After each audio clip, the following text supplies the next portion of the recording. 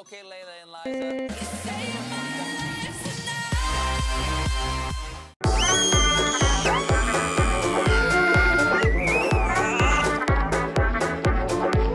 Cut! All right, everyone, that's a wrap. Movies love quicksand. And why not? It's exotic, it's dramatic, and it's highly exaggerated. Fun fact, it's impossible to become fully submerged in quicksand. But what could happen to you? This is What If, and here's what would happen if you fell into quicksand. The reason why you don't normally sink into the sand when you go to the beach is due to a physics phenomenon known as force chain. Basically, when a bajillion grains of sand are jammed together in one place, their weight gets distributed over a large area, keeping you and your camels safely above ground. But if any water happens to seep up from underground, it will mix with the sand to create a surface that looks solid, but isn't. It's true that real quicksand isn't like what you see at the movies. The reason why you won't sink right through is because quicksand is rarely more than a few feet deep. And even if it was deeper than that, humans are only half as dense as quicksand, so really, you couldn't sink much lower than your waist.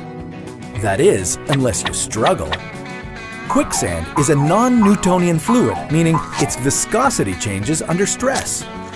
In high-stress conditions, like being under the weight of your body, quicksand changes. It becomes liquid, causing you to sink. So if you panic and start frantically trying to get out, the rapid shifting of your weight will only suck you down deeper and faster.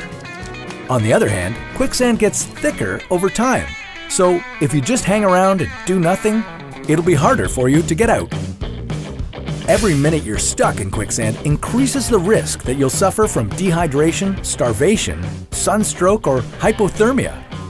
And if that doesn't give you chills, those hungry-looking eyes might.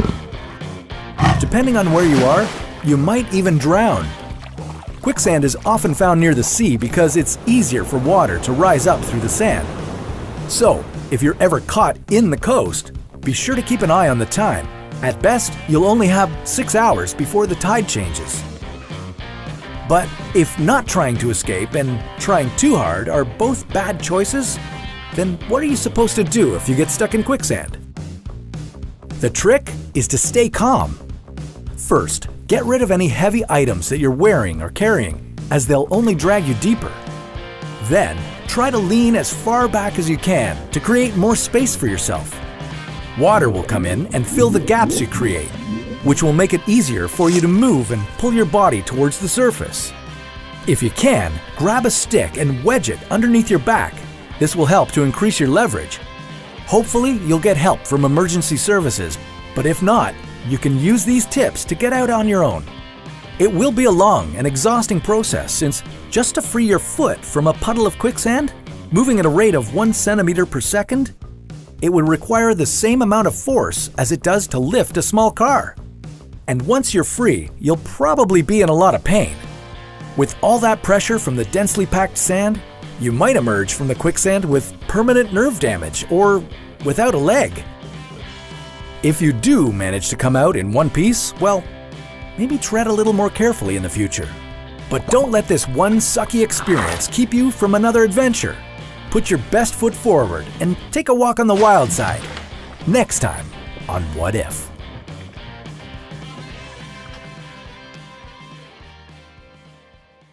Hey, 你有和他一样在英语方面的困扰吗？到海外旅游，看着地图想问路，想说英语，结果说不出来。